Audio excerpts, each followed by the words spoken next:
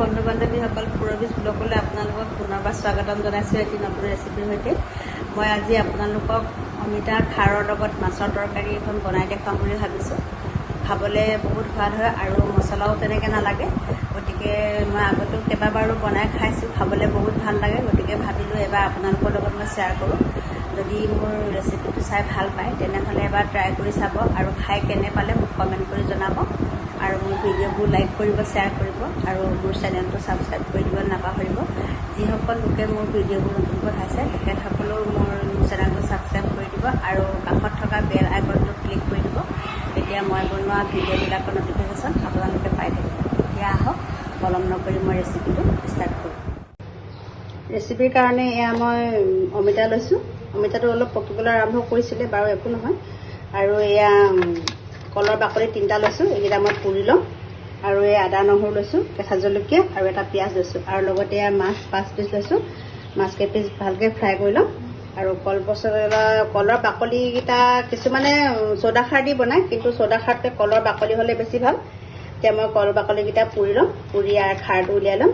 লগতে মই অমিতাখিনি কুকাৰত বইল কৰি ল'ম, নহ'লে সিজিবলৈ দেৰি লাগে। সেইকাৰণে কুকাৰত বইল কৰি ল'লে অলপ কম সময় লাগিব আৰু বনাবলৈ সুবিধা হয়।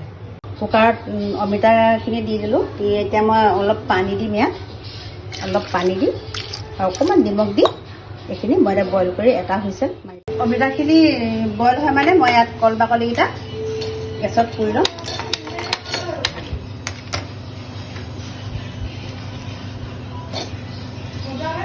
কিছুমানে পুৰি খাৰটো উলিয়াই থৈ দিয়ে বটলত ভৰাই, তেনেকৈ থ'লেও সুবিধা হয়। আপোনালোকে নিজ ইচ্ছামতে ধৰক যেতিয়া মন যায় খাব পাৰে, কিন্তু মই তেনেকৈ থোৱা নাছিলোঁ। গতিকে এতিয়া বাকলিকেইটা পুৰি লৈছোঁ।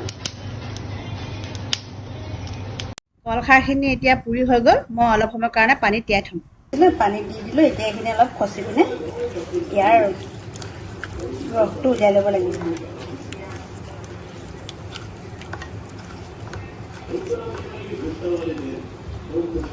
এইখিনি হৈ গ'ল। অলপ সময় এনেকৈ থাকিব দিওঁ, তেতিয়া তাৰ পানীটো নিজনি হৈ যাব।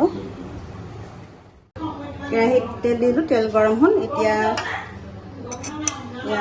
মাছ কেইপিচ ফ্ৰাই কৰি ল'ম।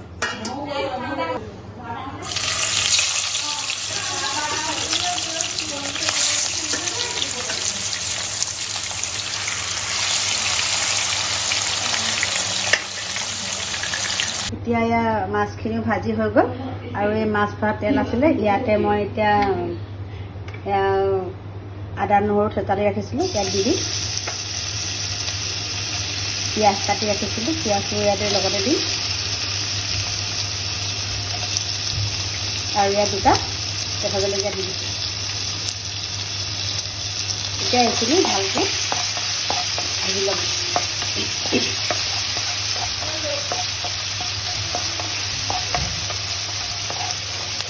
তেল বেছি দিব নালাগে, খাৰ দিয়া হ'ব যে, সেইকাৰণে তেলটো কমকৈ দিলেই হ'ব।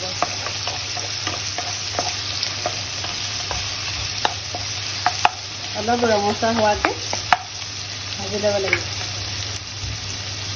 এতিয়া পিঁয়াজ আৰু আদা নহৰু ভজা হৈ গ'ল। এতিয়া বইল কৰি ৰখা অমিতাখিনি ইয়াতে ভাজি দিম।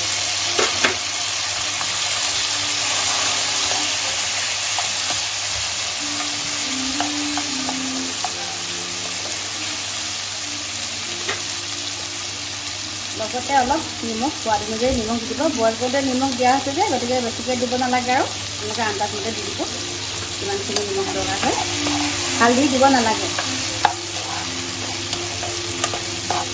খাৰ দিয়া তৰকাৰীত হালধিটো দিয়া নহয়। হালধি দিলেও হালধিৰ ৰং নোলায়, গতিকে হালধি নিদিলেই হ'ল।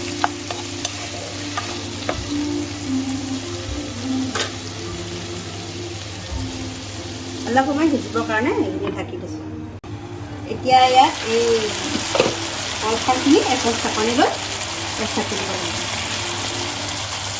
মই গোটেইখিনি নিদিওঁ, কাৰণ মই 3টা বাকলি হেৰি কৰিছিলোঁ, বেছি হ'ব, গতিকে অলপ দি দিছোঁ।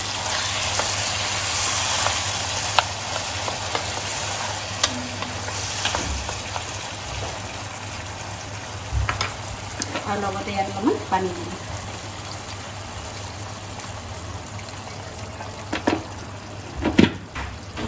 এতিয়া অলপ সময় উতলিবলৈ ঢাকি দিম। এতিয়া এইখিনি উতল আহিলে তাতে এতিয়া ফ্ৰাই কৰি ৰখা মাছ কেইপিচ দি দিম।